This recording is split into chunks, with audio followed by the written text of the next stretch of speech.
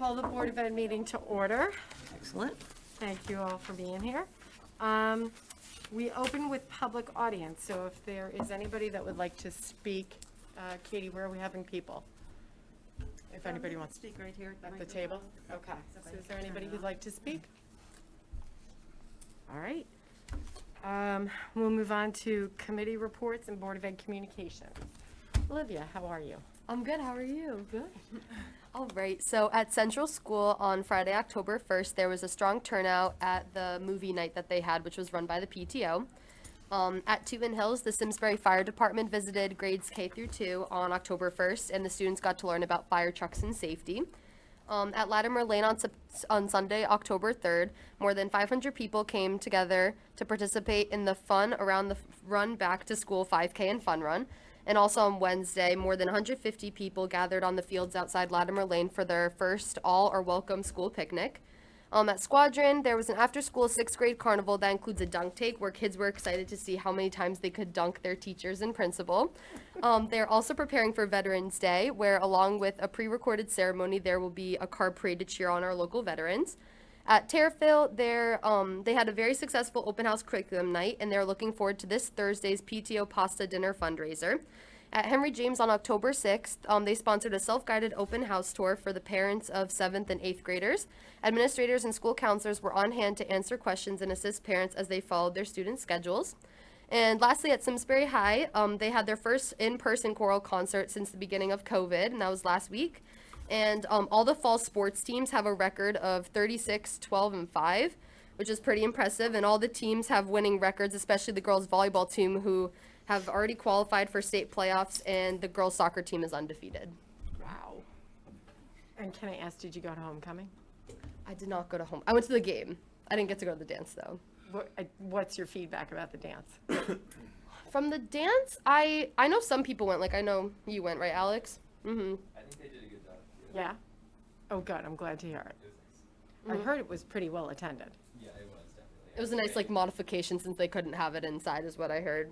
Terrific. Yeah, I think they underestimated how many people would want to go because so many people missed last year, and so I think a lot more seniors than usual were like, well, now I want to, get my chance. So yeah. I think that's why. Yeah. I'm so glad.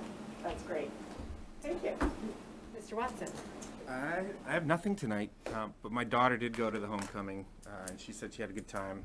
My son was not able to make it. Okay. Well, good. I'm glad. I heard good things. Good. I saw something today, and I just wanted to bring it up because I meant to send an email, but I didn't. And I saw it on Facebook on our Congresswoman's post. There's a contest for STEM students, 6th grade to 12th grade, and it's if you can apply for an app, and I will send you the link to it. So I don't know, we can use it, but I just thought it would be kind of cool, and it's a federal, obviously a motivator for kids to win an award and try some new stuff. Okay. Cool. Thank you, ma'am. I the only thing I want to touch on, I don't know if, I can never keep these weeks together, but between the last PO Board of Ed meetings, there was an open house at Henry James, and that is the first time that I've ever had a virtual open house. So you saw live, you actually saw the teachers live on Zooms. So you followed, so they did do 2 separate events. So beyond the in-person walk your kids schedule, they had a Correct. virtual. There was a virtual where you meet the teachers. And so the teachers would come on and you had a schedule that Lord knows who put that together. It was amazing. It must have taken a lot of time. And, I'm sure there were some people that had glitches, but from my point of view and my kid's schedule, it was the first time, and I thought it was great because a lot of those teachers we haven't met before, and I knew we weren't going to the open house, so It was nice to be able to put a one-on-one, so I thought it was well done, and just wanted to say thank you. Agreed. Mrs. Lemke. Just want to remind our families that next Wednesday, October 20th, will be an early release day. So teachers will be engaging in various professional development activities at the building and department level, from completing their professional growth plans to the year to activities that principals and building administrators have planned relative to their priorities for this year. So again, just a reminder to families that that's going to be an early release day next Wednesday. Thank you. Our policy committee is meeting for the first time this year on Thursday morning to review some policy changes stemming from last spring's legislative session and a couple of about 4 items that need to be looked at and revised. And they were sent those over the weekend, and we're going to meet on Thursday. Perfect, thank you. Nothing now. Curtis? Just one thing, I was able to attend a luncheon today with area superintendents where the Commissioner of Education, Charlene Russell Tucker, came, and her topic today was actually some of the policies and legislation and how it'll impact teaching and learning moving forward in future years. And there is a considerable amount of things that impact dyslexia.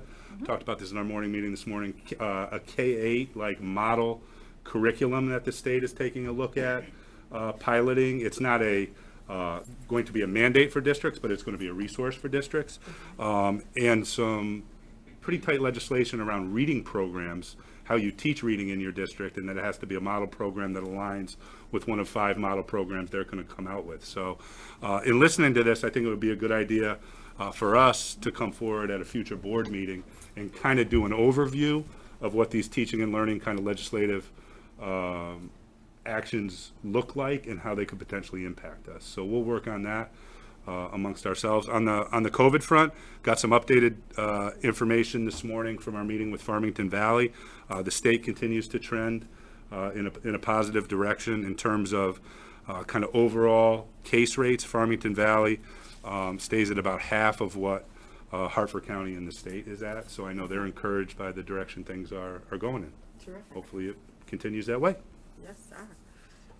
And I promised Lydia that I would mention the CABE CAPS convention for Board of Ed members and superintendents and administration is closed. The registration closed. They capped it at 205. So if you are not registered, there's a wait list.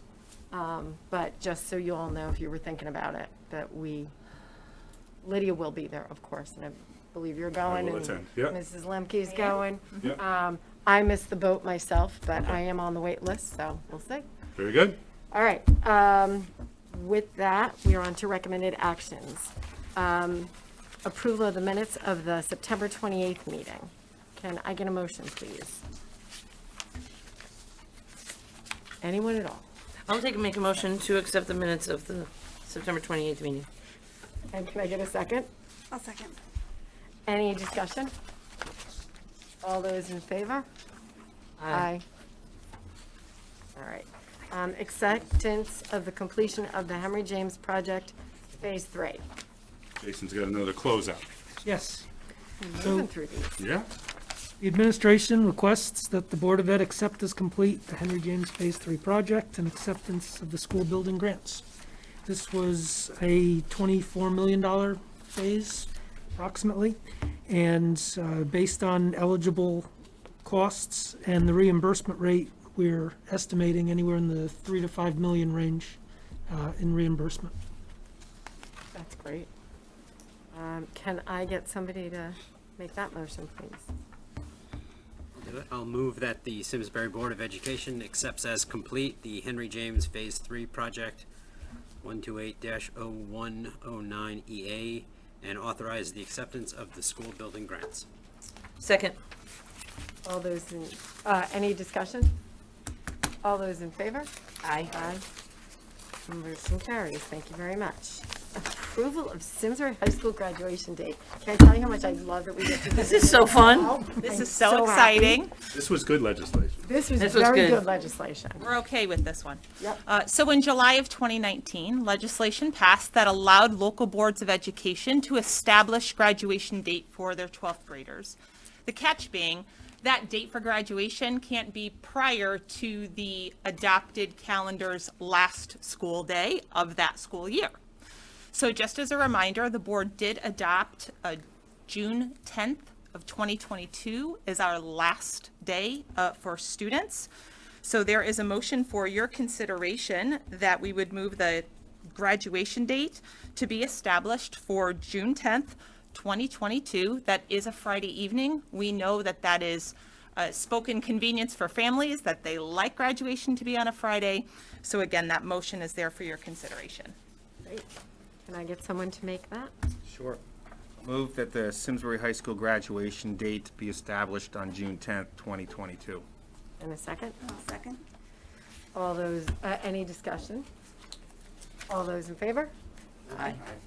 Thank you very much, and now you all know when you're graduating. Congratulations. Planning, everyone start planning. Now she's planning for snow days is what she's planning for. That brings us to information and reports. October 1 enrollment report, Magnet School enrollment. All right, so this is Neil's big report of the year, right? Neil's favorite report of the year. It is. But certainly an important one because enrollment drives so much of what we do, as you know, from budget right on through. So we received our October 1 numbers and have a series of data points to share. Okay. And Neil will work through it. And it is one of my favorite reports of the year because people think of me as the former English teacher and it's all about the written and spoken word, but I'm especially happy that my former math department chair, Jacqueline Petrella, will get to watch me work that part of my brain tonight. But I do think this data tells a story, and especially when we think about last year's report, where much of this was talking about how many kids were in distance learning and how many kids were in person, and this is kind of a back to a reset, and talking about where we stand in terms of getting students back into school. And I just want to give a public thank you to Laura Shellman, our enrollment coordinator, who helps pull all of these data points together. So here we go, and hopefully it tells a story. You can see that what we're going to look at in the first column of most of these slides is what the actual October 1st enrollment was. So the key number that's going to repeat itself in most of these slides is at the bottom left there, 4,029. That's how many students we had on October 1st. That was 69 more than last year, which was a pandemic-related low number, a little lower than it had been and a little lower than we expected. So 69 more. Where did that enrollment come from? You can see all elementary. 66 of the 69 additional students from last year come from the elementary. And then I've never quite seen this one before. Where did that 66 come from?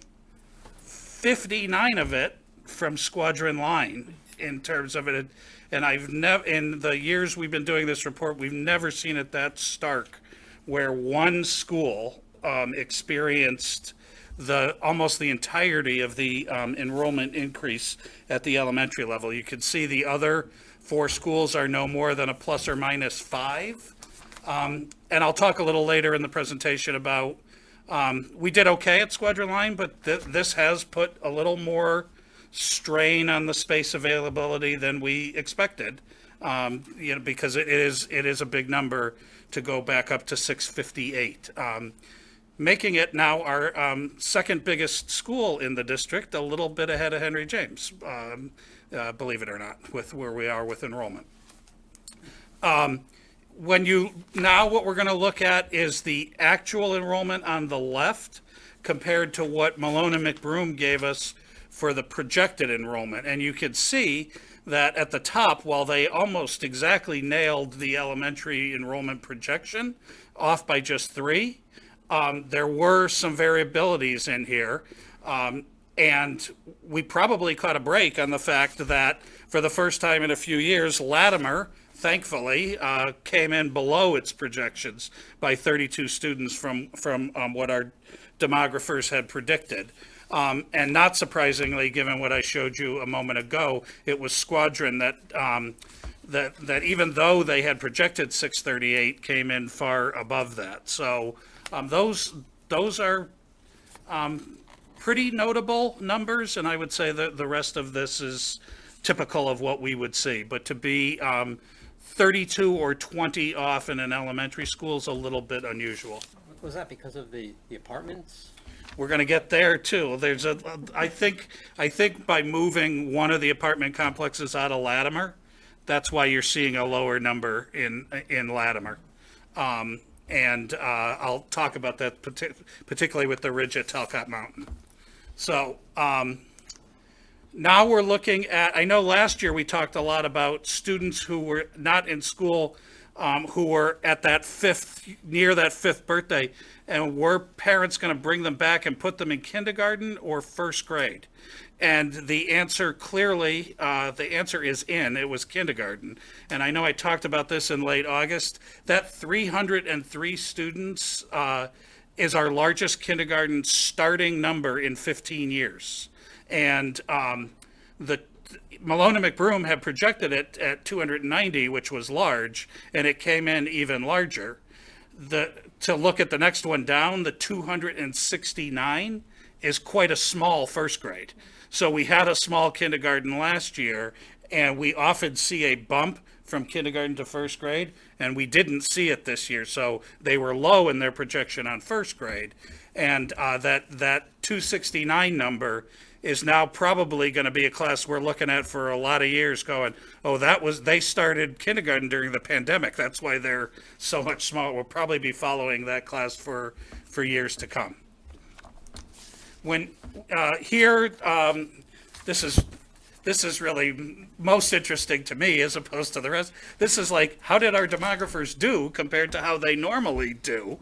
And they had a good year. They were only 9 off with the projection. When you consider that in the 4,000 number, every 4 kids is 0.1%. So it's pretty darn close in terms of an overall accuracy.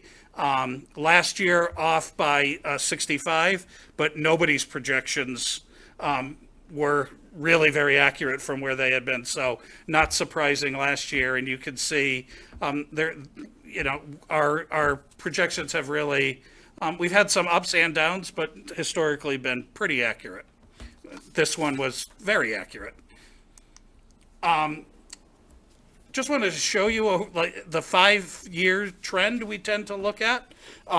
In this case, it's an incredibly stable 5-year trend that if we look at October 1, 2017, we were 4,039, and on October 1, 2021, we're 4,029, and really not much variability other than last year's pandemic dip, if you will. However, I will say that while this overall number for the district shows stability, you'll remember that what we've actually experienced is an increase at the elementary level and a decrease at the high school level. That's kind of the bubble that we're going through right now. And that is exhibited here with this elementary slide showing you when we were at the height, again, about 15 years ago of elementary enrollment, and it had that pretty precipitous decline. I'm trying to show you here that the curve is changing again. The curve is starting to move back up. It won't probably go back up to where it was, but it's gonna, it's probably gonna push 2,300 at some point to get back up toward a much larger number than current. Just to do a little bit of a look at the largest and smallest cohorts and some other numbers. I'll start at the top. 99 pre-K students. We only report K-12 to the state, but we want to note how many pre-K students we have on October 1st. As Ms. Lemke, I know, has trained you, that number changes over the course of the year because new special education students who turn of age enter preschool over the course of the year. And 99 I don't mean to imply that those are all full-time students. There's a lot of part-time students in there, but it does give us a district total of 4128. The largest cohorts, this has been a trend for many years now. The largest cohort is the one that's going to be leaving, the 12th grade cohort at 364, our graduating class. Will be replaced by a much smaller kindergarten class, I'm assuming, when we get the next set of projections. And the 7th grade class is actually the second largest right now, as that Henry James is about, after one more year, going to start to move up a little bit. Why they're going down next year is because that other really small class in the K-12 continuum is that sixth grade. We've talked about it a lot over time, and so that small sixth grade will come into Henry James next year, and then Henry James will experience a little bit of an upward trend. And I addressed earlier in the slide deck that first grade came in small, so our I think we'll be following that one for a while. At the bottom, you can see 165 pre-K through 12 open choice students. Highlight that a little more here on this slide where I'd like you to look at the top 5 years.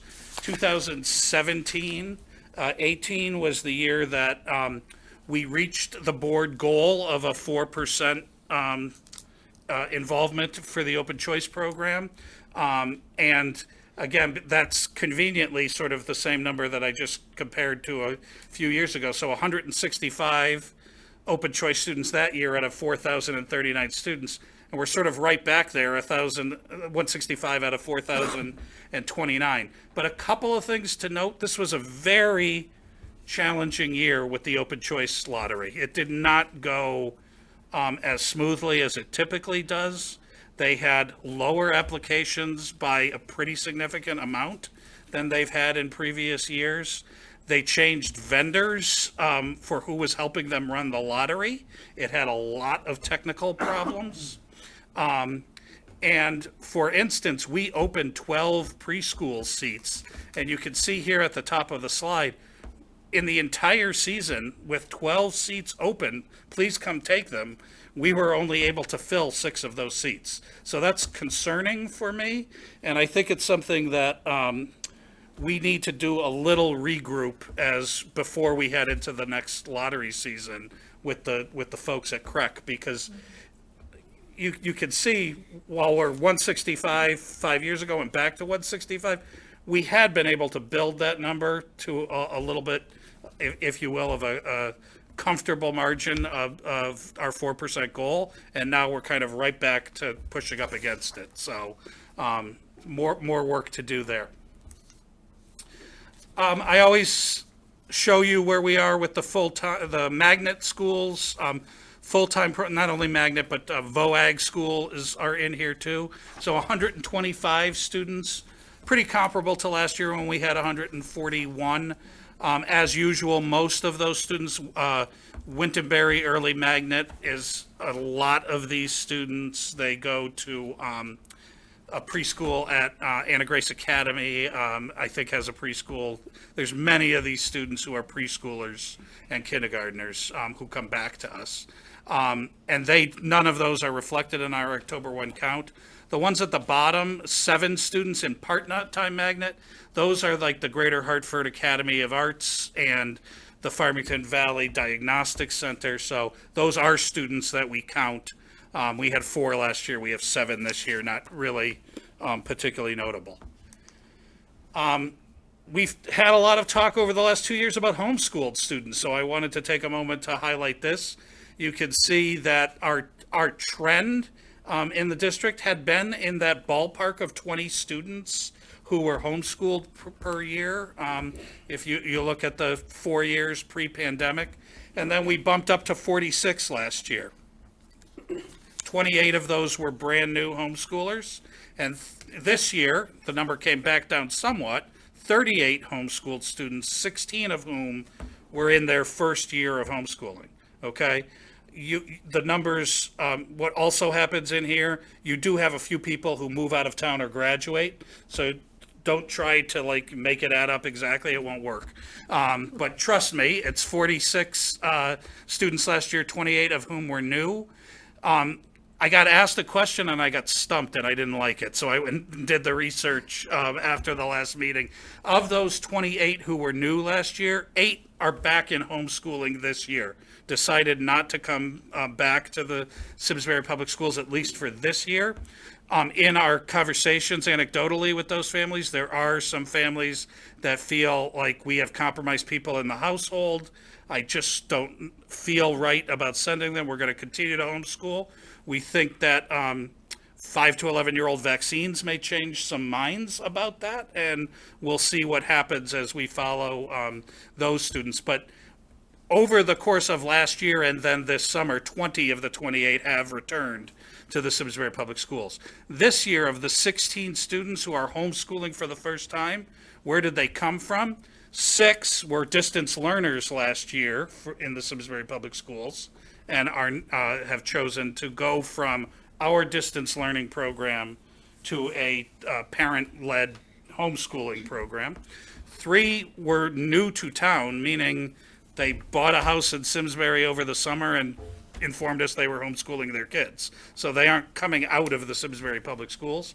5 were from other schooling options, meaning St. Mary's or Creek schools, and they took them out of those schools and are now homeschooling them. And only 2 of those 16 were students who attended in-person school last year and for other reasons have chosen to homeschool this year. So, Neil, of the 8, are they across all grade levels? a lot of those are younger kids. A lot of those were K-3 kids. Okay. Last year, when we showed you that number of 28, because I referred to last year's slide deck, 21 of the 28 at that time were kindergarten through 3rd grade. Okay. So that number's definitely the bulk of it. My favorite piece of research when I call up all the new developments in town that have been built. Many of these are apartment complexes, as you know. 2 of them are more single-family homes so Carson Way at the top, which has had a slower development because it is homes, is currently at 56 of its units complete. That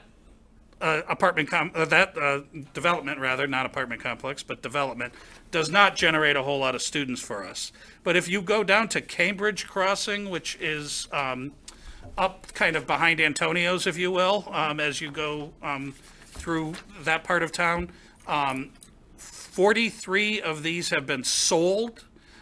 25 are completed and occupied, and it's generated 20 students already. So it's clearly a complex we need to keep an eye on.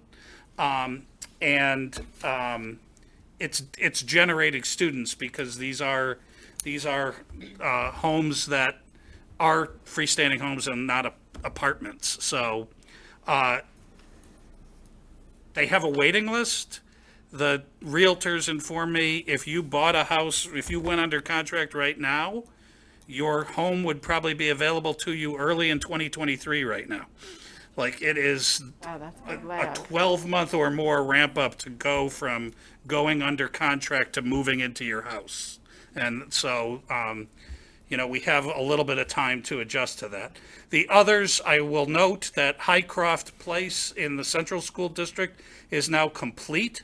The last phase of that actually generated a lot more kids percentage-wise than the first chunk did. So a lot more apartments in phases 1 and 2, but 48 townhomes in phase 3 generated 16 kids.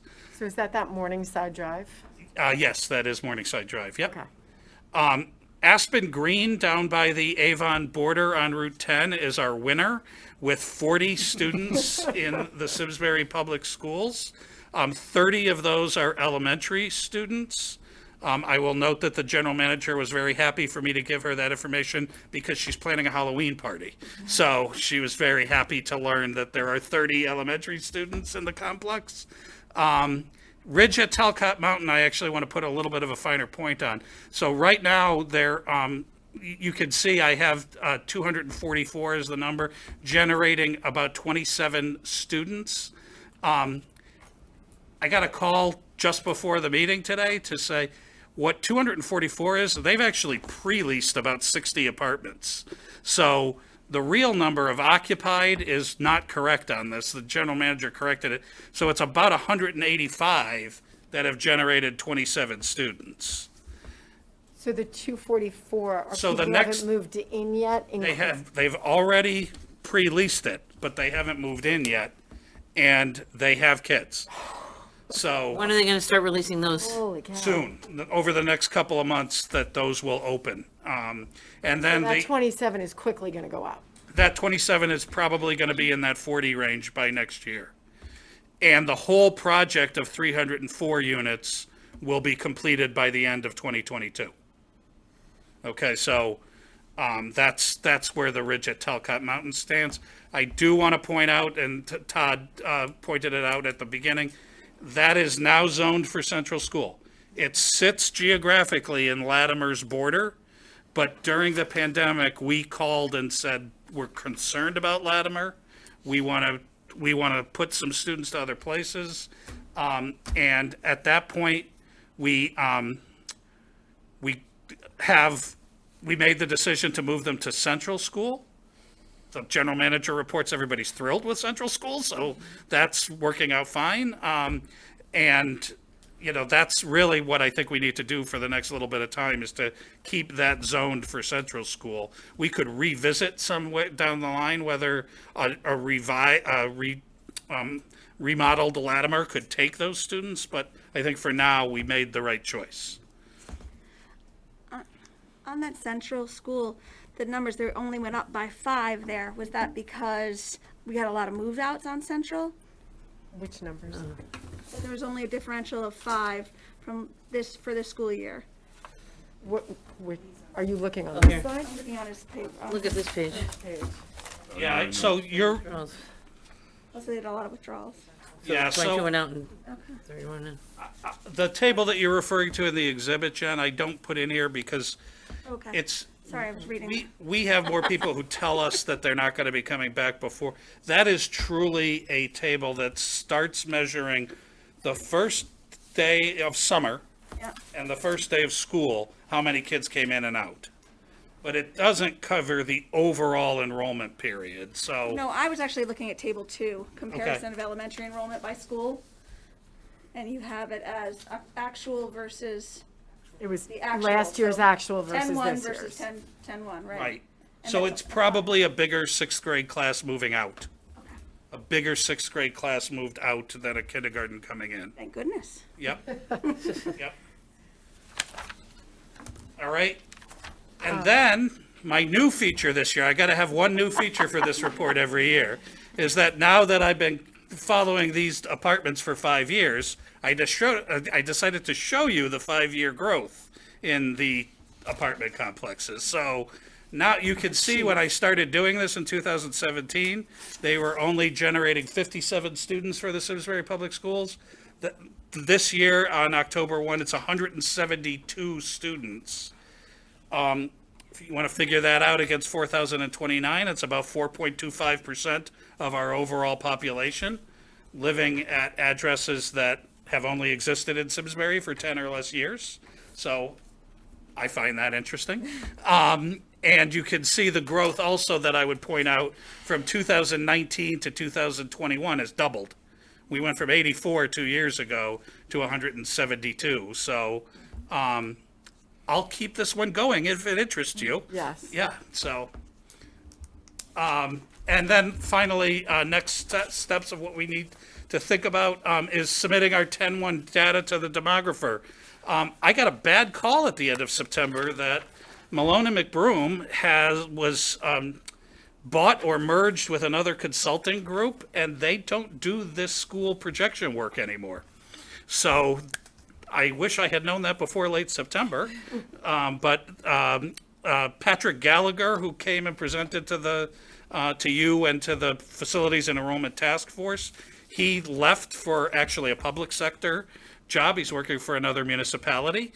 And with him and some other people gone, they folded up that portion of their business. So we're returning to our partner at NESDEC, who had done these projections for us for many years. It's short term, that's the right thing to do. I think after they turn around our next projections, we should explore some other long-term options for this work. But NESDEC did it for us for a long time, so I feel comfortable returning to them. I was pleased with Malone and McBroom's work, so I'm a little sad to see that they went out of this portion of their business right now. Importantly, where Latimer Lane is, we have to really manage the enrollment and the space through the construction period. Mike Luzetti and I had one meeting with, and Jason was there, to have a start to talk about phases of construction and when a full Latimer Lane would be available to us. So it's sort of getting to the 23-24 school year in a crowded place. And will we be able to, what programming might we need to give up for a few months in order to continue to fit students into that school? But the other thing I think we really need to do is study the squadron line capacity and program needs. For the last many years, Squadron Line was incredibly stable with 28 K-6 classrooms, 4 at every grade, 4 kindergartens, 4 firsts, 4 seconds, all the way up, and you get 28. Well, now we have 5 kindergartens, and we have 5 second grades. So that's 30, and we're doing okay at 30, but it's going to be crowded if we get to 31 and 32, and really need to look at some of the other programming. Our preschool rooms are all at Squadron Line, 5 rooms plus a Ready, Set, Go preschool room. I think that's something that we could look at relocating to a portion of it to another school. The 2 RSG rooms, we have RSG in another school. Could more of the RSG population be moved to the other school? The other thing you could do is consider some minor redistricting of either neighborhoods or the developments that I showed earlier.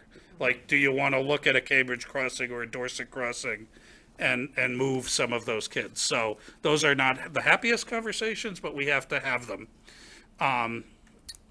And I'll stop there before the class size portion and see what questions people have. So, anybody have questions? Because I have a couple. When you give us the pre-K numbers, is it 3 and 4-year-olds or just 4-year-olds? 3 and 4. So 99, 3 and 4-year-olds Yep. with a rolling number. Okay, and then, And if it's of interest, I could get it to full-time and part-time but no, I think, Yeah.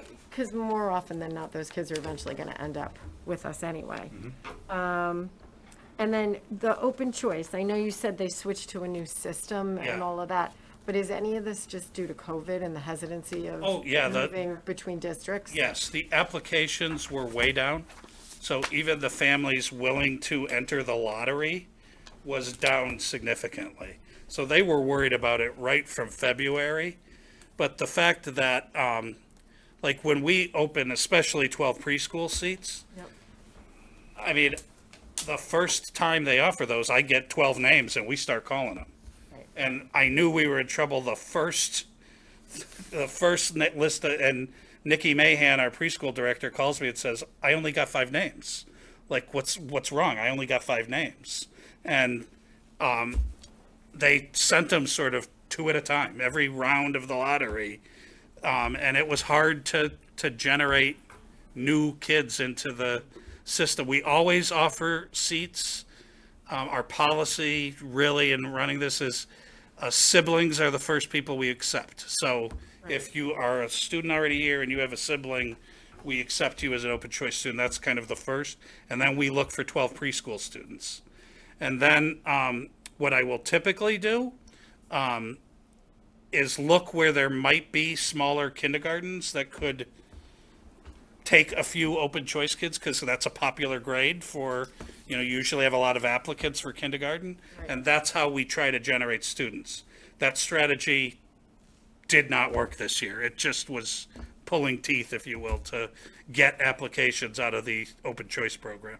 And that's a whole regional challenge in everyone's our area amongst the having that districts. issue. Yeah, and Yeah. it's something we should probably think through and talk about during budget preparation, because there's grant funding that's associated with the percentage of overall open choice students that you have. We've been at that 4%, which is the highest threshold of the funding. But if your enrollment continues to go up and it's harder to get that base number of open choice students, it's just something we need to be prepared to talk about.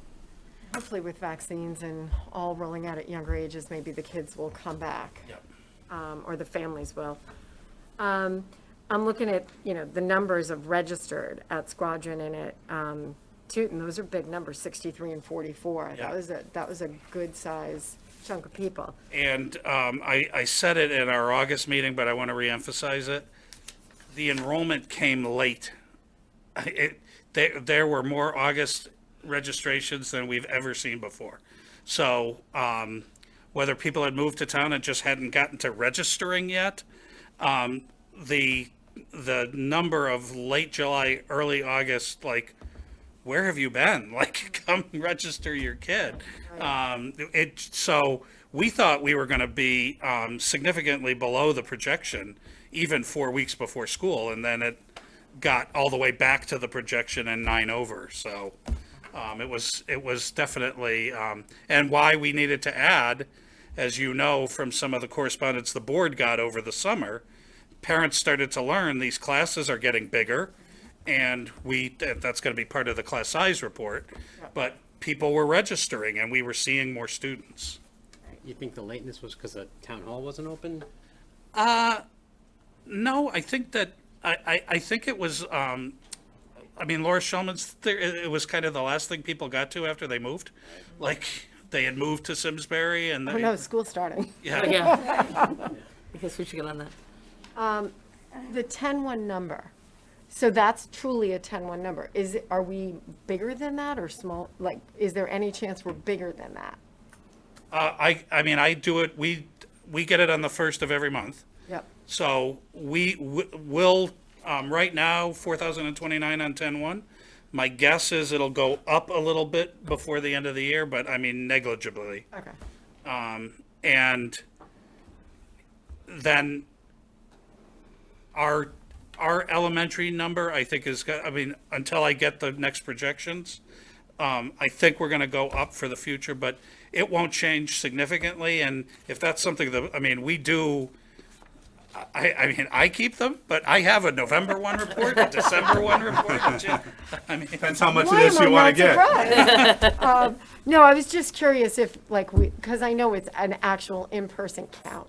So I didn't know if, like, what if we had a bad week and a bunch of oh, no, kids no, out? no, that's all registered kids. Okay. Yeah, Oh, that's everybody is registered. registered. I was Yeah. thinking I'm it's sorry. body in the building, sorry. No, that's registered kids. Registered kids on 10-1. All right, But as never people mind. start moving into this complex, that will change Track that. monthly. Correct. Right, Correct. right. Just because there'll be new people, bodies. Races happen every month, yeah. Yeah, bodies in motion.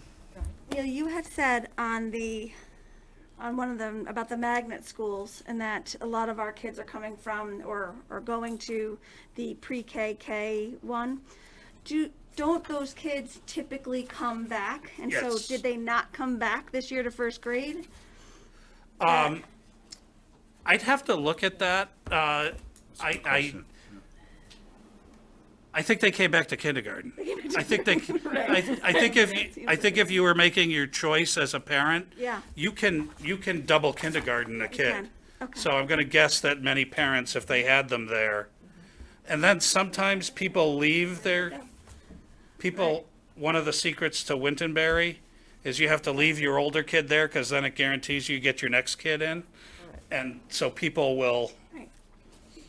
Yeah. People will sometimes keep their kindergartner in Wintonberry because they want their preschooler at Wintonberry too. Right, And right. then, So then they come back at a later Yeah. grade. yeah,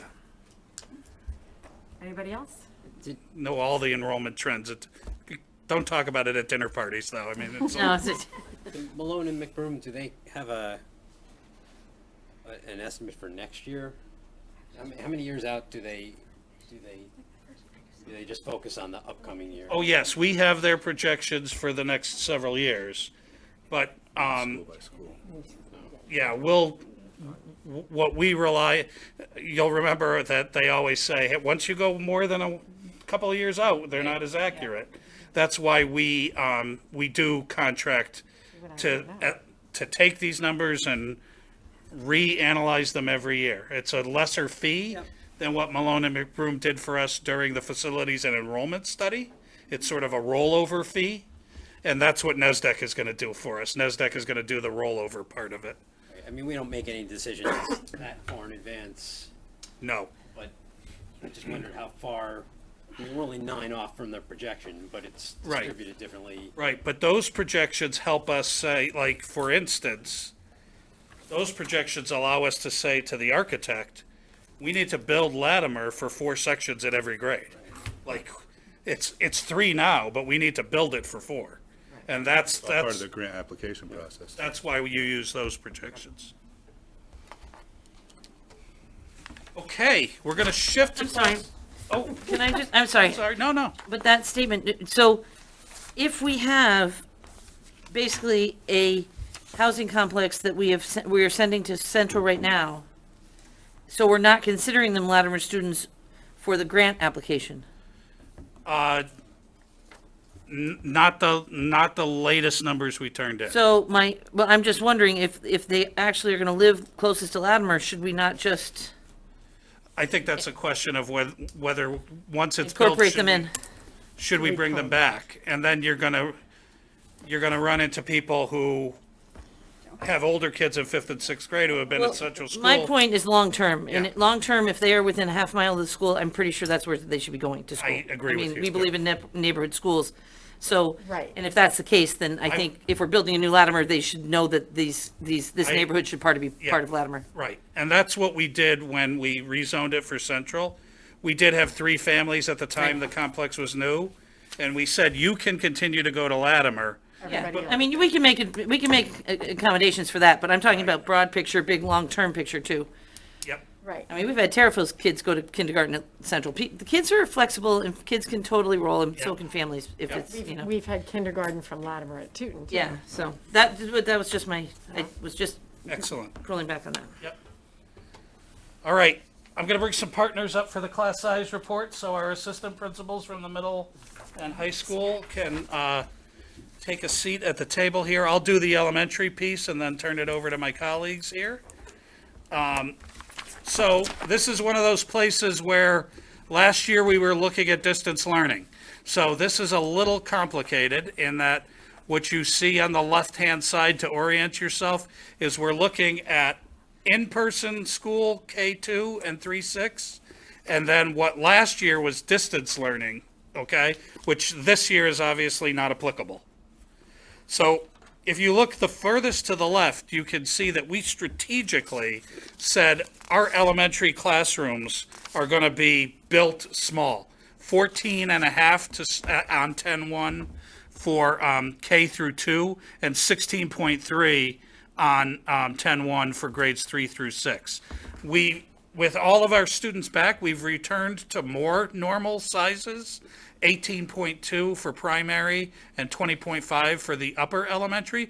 Those are still smaller by a little bit than historical, because when we needed to make a decision, are we going to run a large class or are we going to break this up into smaller classes? When you were sitting here in August with the Delta variant and all of that, you were saying, we're gonna make the smaller class. And we continued to make that decision to make the smaller class, and I know the board got a lot of correspondence about that.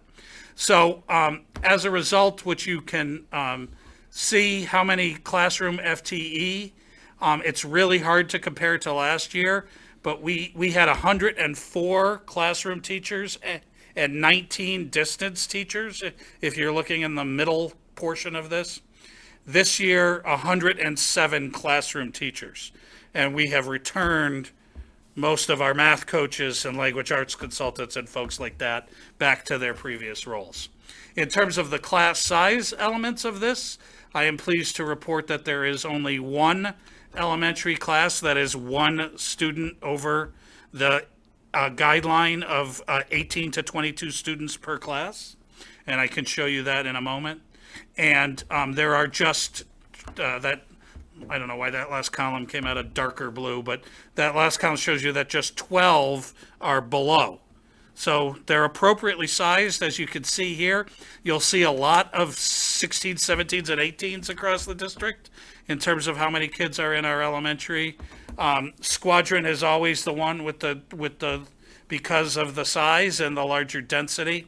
The only classroom above guidelines is you can see grade 2 at Squadron. There is one class of 23. That's the one class above guidelines.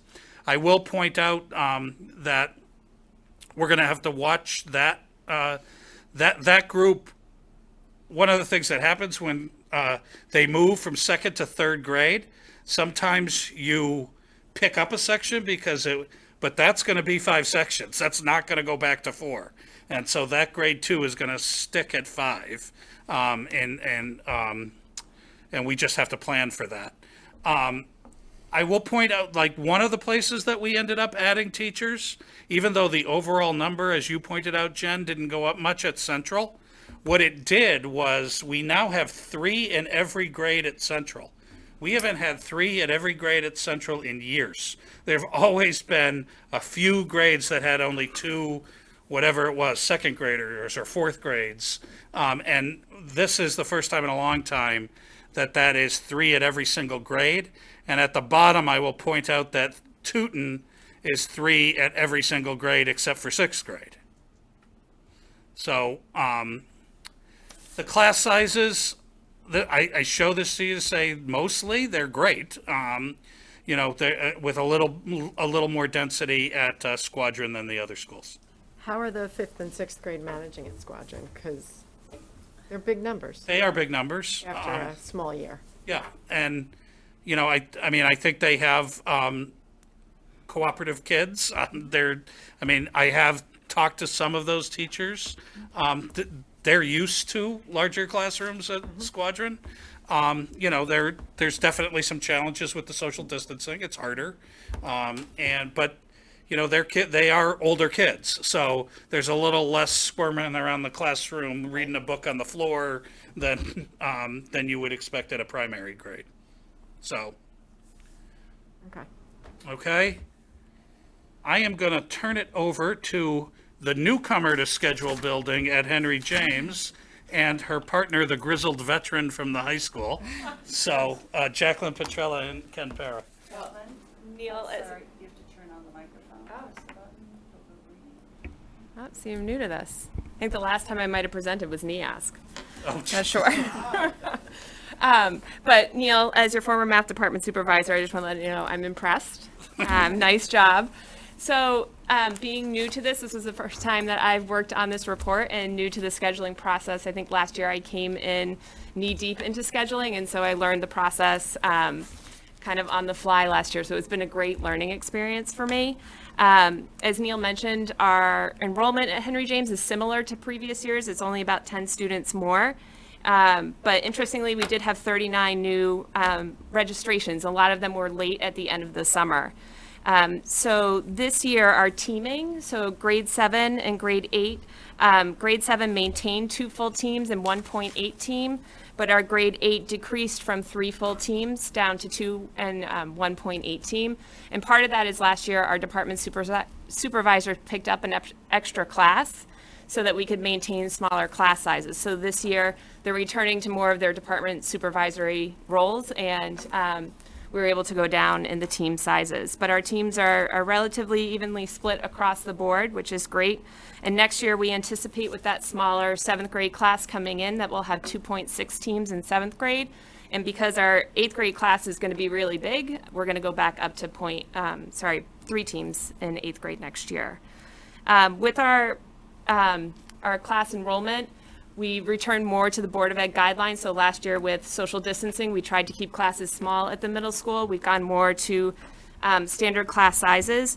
So just some highlights from our scheduling process. Students are no longer cohorted by team completely. So last year they were cohorted across the board from lunch to unified arts to world language. This year they're no longer cohorted by unified arts, music, world language, and study halls. So we were able to kind of mix students, which allowed us to even out some of the classes. We also began the process of adding wellness to teams, which has been really great. 7th grade is 100% teamed with wellness, which has allowed them to join the hands up process and meet with teams and talk about students more deeply. 8th grade, just due to some scheduling, they aren't fully teamed, the wellness class, but we're moving in that direction.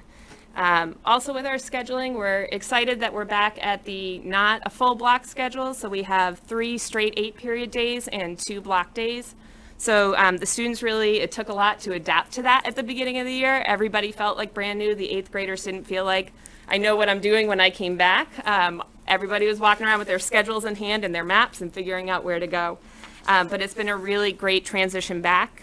And we also brought back Connections, which has been great. And in the past, Connections has really been team-based. This year, all of our unified arts teachers, our music teachers, our world language teachers have connections, which have allowed those sizes to be small. There's about 12 to 15 students in connections, which has been great, especially with our social emotional learning, that kids can connect with teachers in a smaller, more intimate environment. If we're looking at the class sizes up here, we do have an increase in some classes with the over-enrollment, and a lot of that has to do with, we had a late resignation in the summer for world language, so we had to collapse that class, and in addition, we had a lot of late enrollments in the summer. So we had to kind of fit students in into classes that already existed.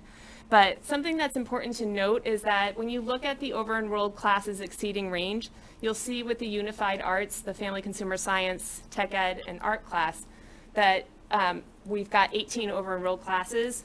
Essentially, that's only 6 over-enrolled classes because it's the same students who run through the cycle. So when you see the 18, it's really only 6, which brings our over-enrolled classes down to 24 instead of 36, because those same students cycle through that class.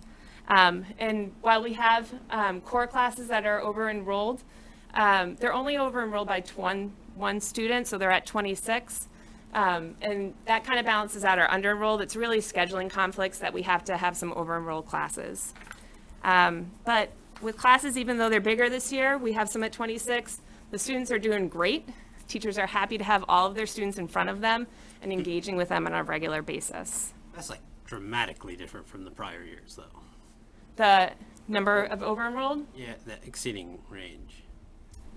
It's interesting, though, Jacqueline, explain again about the art, the family consumer science, and the tech ed. It's a little misleading.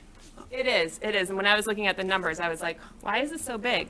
But those groups of students, like the 6 classes, start in art for the first trimester. And then those same 6 students are now in your family consumer science in the next trimester. And those are in the same 6 kids in your tech ed in the next trimester.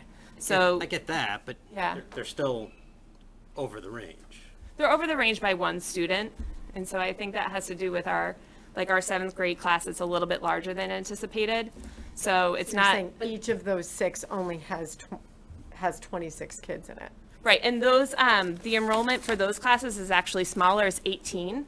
Oh. For the UA, just because of stations, whether it's cooking stations, tech ed stations, the caps for those classes, 18 students. So there's 6 classes with 19 kids. Yeah. And then I will also note that on wellness, which has 9 over, this is the first time where you'll recall from our budget presentations, wellness is now a 5-day-a-week thing at the middle school. We had to inject extra wellness teachers in temporarily last year to sort of make it work in order to keep them on team. We peeled back from that, so that's a result of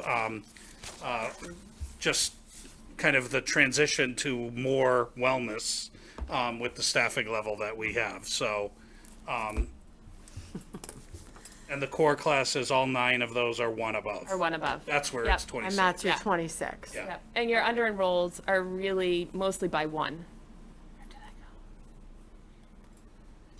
Do we, how many of those are like requirements?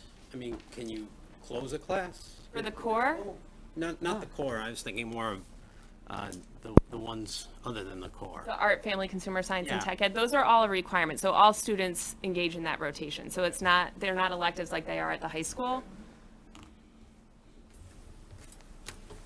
Do you do any full year courses like that?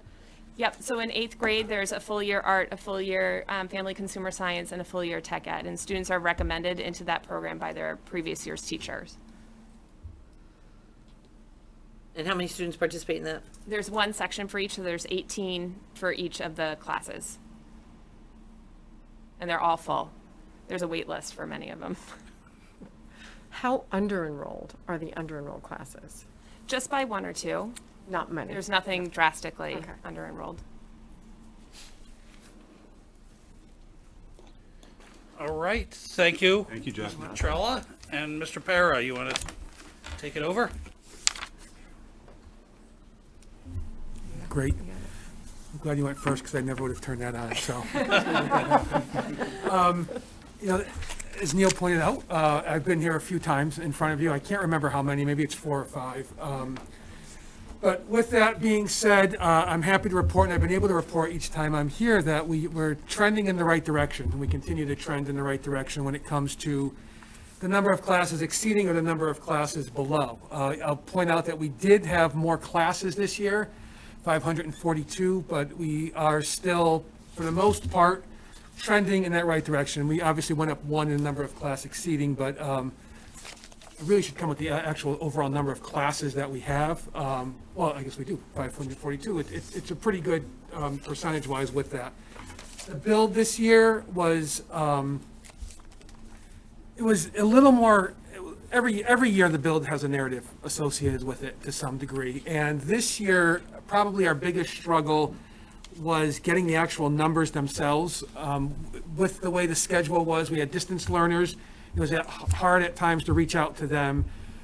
With the Mondays off, guidance counselors' ability to be able to contact kids who hadn't got the paperwork in. For a while, we had the odds and evens, or first alphabets and the second half of the alphabets coming in.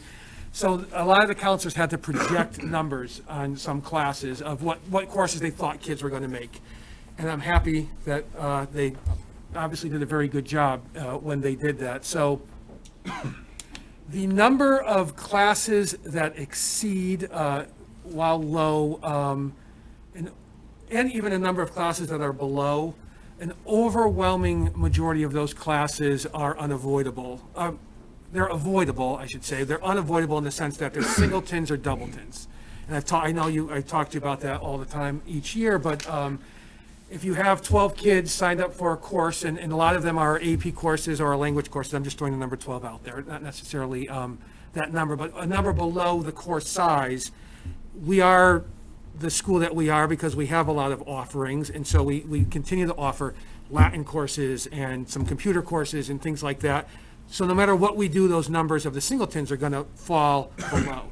And with the doubletons, the courses that we offer twice, if you get 30 kids signed up for something, you have to run 2 sections. So you're either going to go, 24 and 6, which you're not going to do, but you're going to, or 25, and you're going to have 1 over and 1 under, but you're normally going to have 2 under along those lines. The other times that a lot of that occurs is when we have 7 or 8 or 9 or even 10 sections of something. Inevitably, it's unavoidable that at least one of them falls into usually a below category, because that's kind of you only have a certain amount of numbers that you have.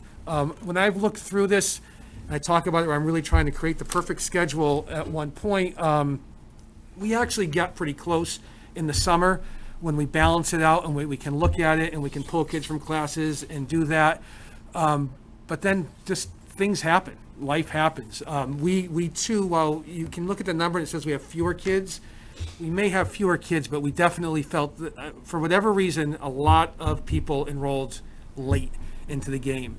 And I think everyone was taking Spanish 1 who enrolled late in the game. So you all of a sudden have people who are all trying to get into a particular course, and so you manipulate their schedule to fit that course, and then inevitably it's like, well, you have to take this class, and it kind of guides itself through that. But we take a look at it, we go through it quite a bit. I want to thank my team. I work very closely with Kathy McElveen, whose office is right next door to me, who's the head for the school, in charge of Power School.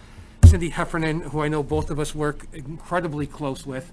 We're going to miss tremendously. Her retirement's coming. I don't even want to talk about it. I'm going to start. That's making me sweat more than the graduation date that you gave, actually. And Greg Stillman, who I know presented last week to you, the head of guidance, really takes a hands-on role with me in terms of the balancing and stuff. So I'm happy with this. This was. You may remember, I'll remind you if you don't remember, last year I had built an 8-drop-2 schedule, and then we went to block. So this is really my second build of an 8-drop-2 schedule, but the first time I've actually got to see it play itself out and go forward from there. So overall, we're happy. We're going to kind of continue, hopefully moving in the direction that we're moving in. Was this more challenging to build?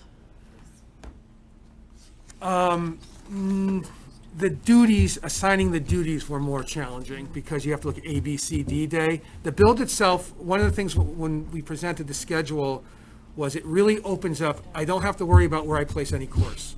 In the past, where we'd said if AP Enviro is the best course to use as an example, but there are a lot of kind of senior courses that if I put period 7, 8, or period 1 or 2, the kids would get their schedule, they don't really need the course. I can sleep in or I can leave early, and those numbers would drop pretty dramatically. Or the AP labs, I'd have to avoid on certain days. I didn't have to worry about any of that because of the rotation. It is what it is, and it kind of plays itself out. So that made it easier, but the duties were more difficult.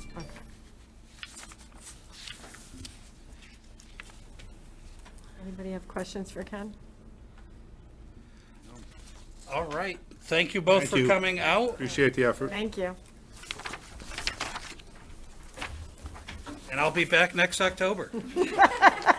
Good. We get the projections see in you. December, right? Yeah. Are we not going to hear from you before then, Mr. Sullivan? Yeah, so after the NASDAQ now projections come back, we'll have a much shorter report to just sort of highlight for you.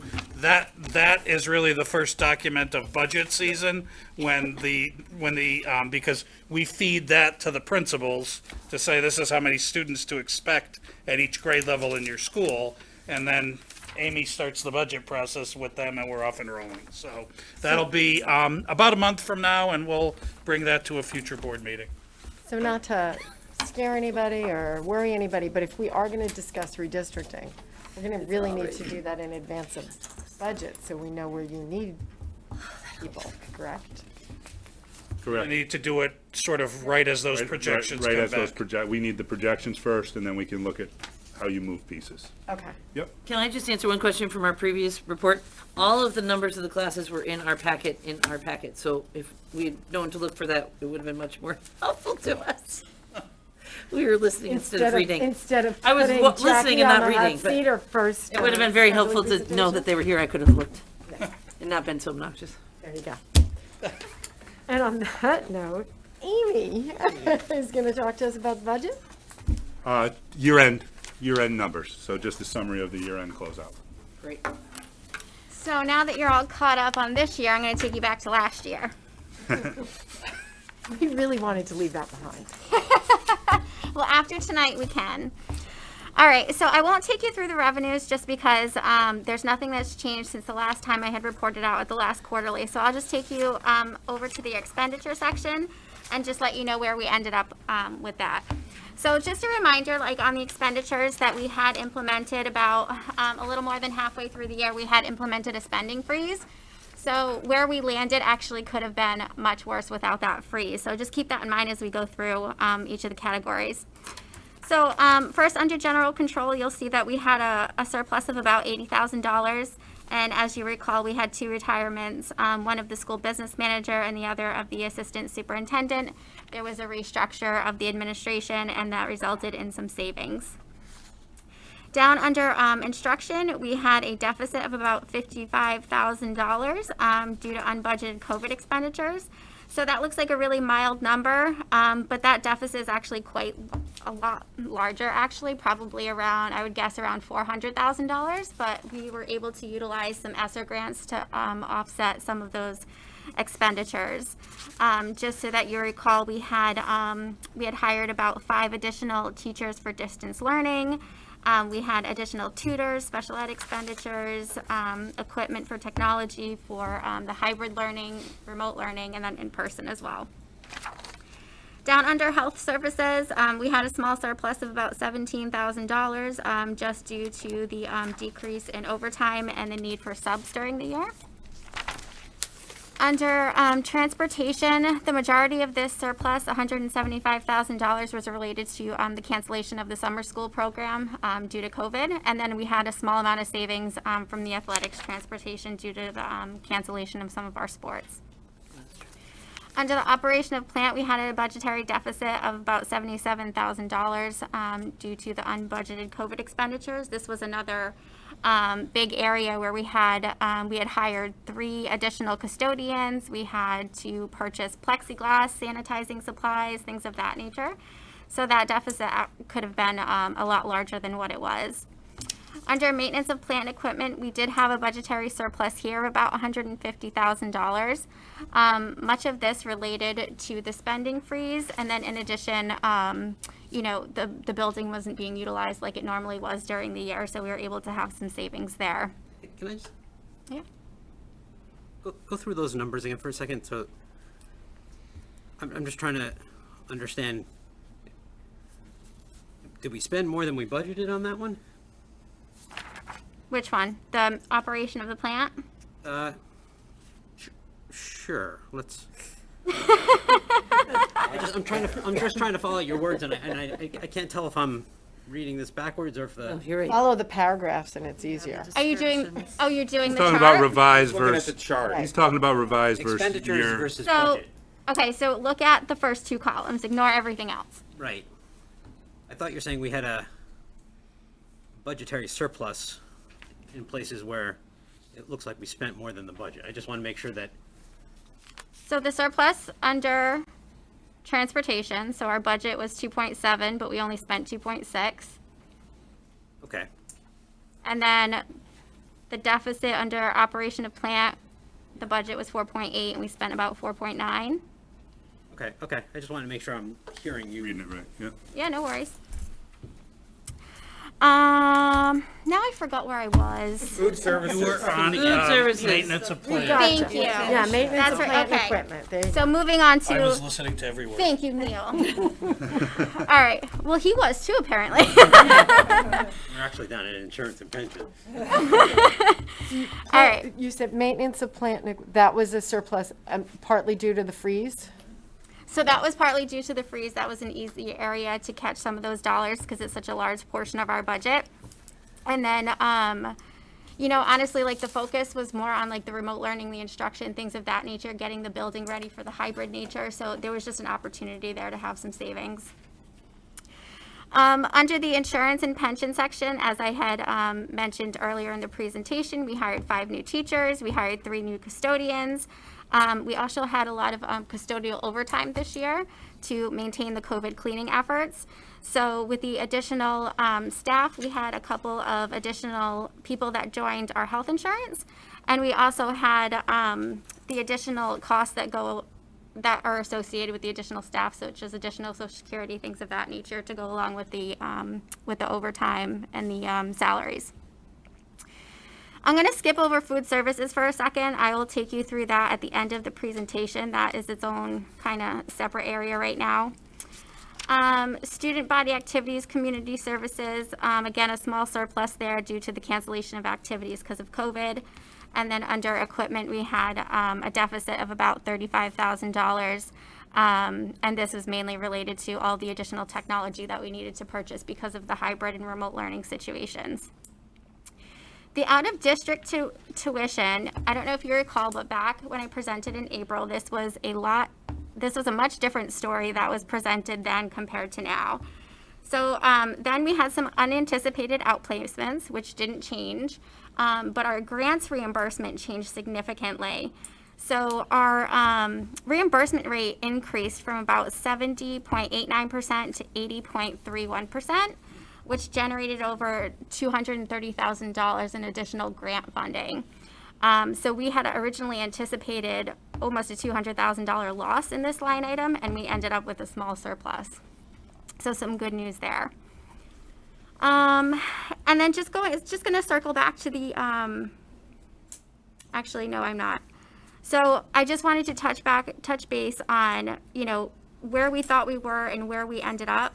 So without the additional ESSER funding, which we received, and some CRF funding, so the grants are the majority that helped our budget this year. And then in addition to the spending freeze, had we not had that perfect trifecta, we probably would have been looking at a loss of about $700,000 to $800,000 at the end of this year. And then I just wanted to circle back on the Cafeteria Fund. So our Cafeteria Fund, as you know from last year, has been in a deficit position.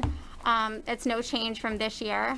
The free lunch program has continued, and we landed with about a $300,000 loss in the Cafeteria Fund. We were able to subsidize some of that loss with operating. We subsidized about $100,000, and then we had a very small fund balance of about $60,000. So that leaves the cafeteria fund with about a $200,000 loss. Neil hired a fabulous food services director this year.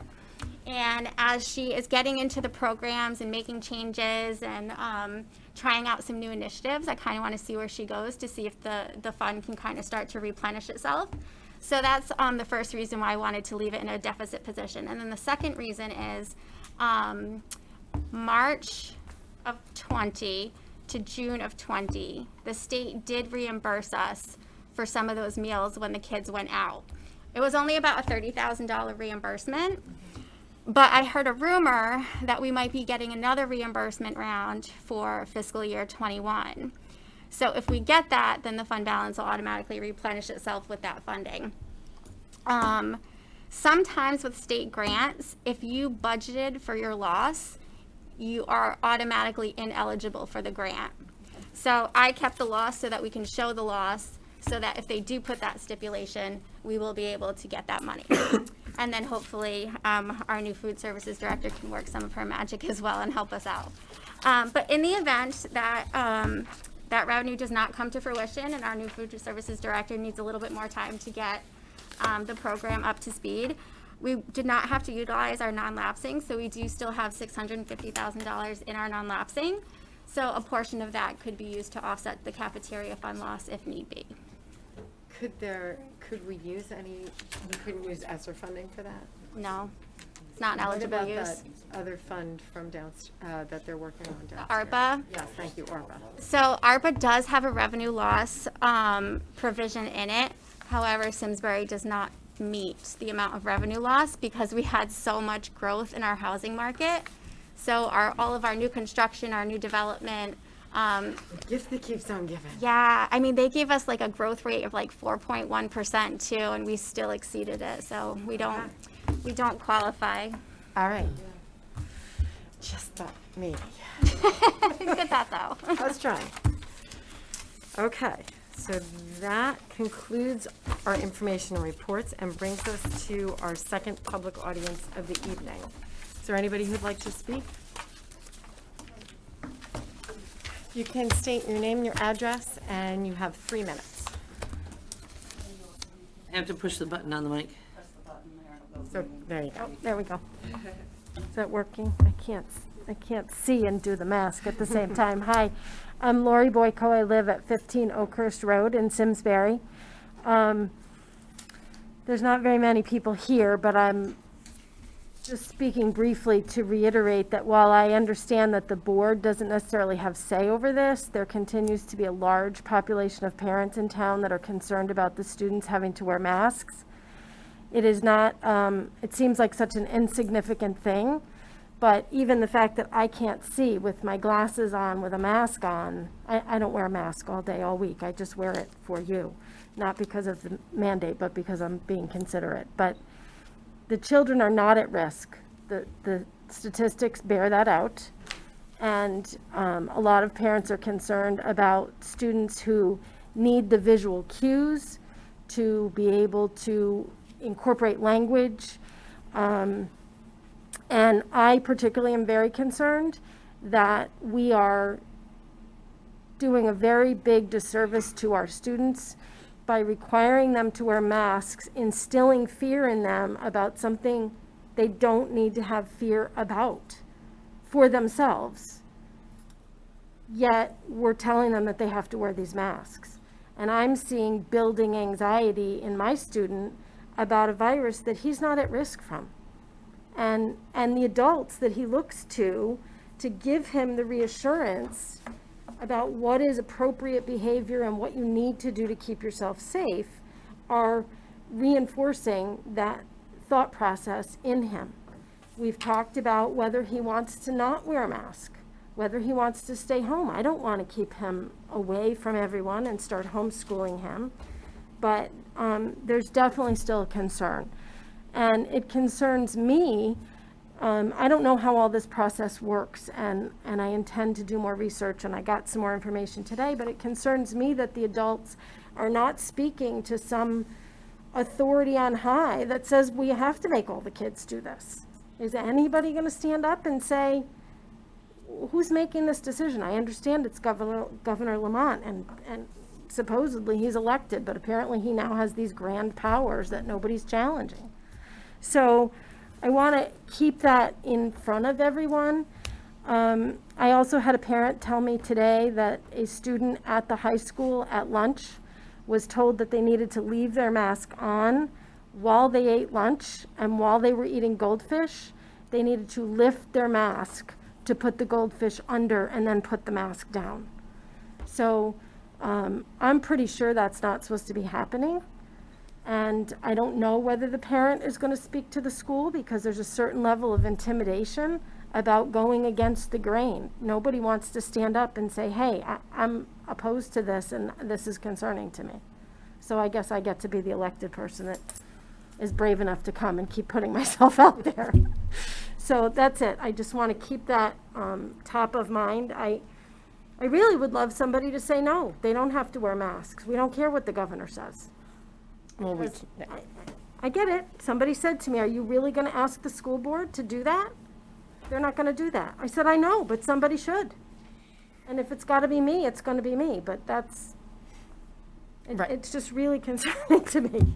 The masks are eventually going to go away, I think, but Connecticut has the lowest, according to the Hartford current COVID rate in the country. Yet here we are, still masked. So I don't know what it's going to take, but I'm going to keep showing up. Thank you. Thank you. Is there anyone else who would like to speak? No, I just came because I agree. Okay, thank you. Thank you all. With that, the next meeting of the Board of Ed is going to be Tuesday, October 26th, 2021. We'll be in the Henry James Library Media Center. And with that, I will take a motion to adjourn. So moved. I will second. All those in favor? Aye. All right, thank you all very much. Thank you. Thank you. Thank you.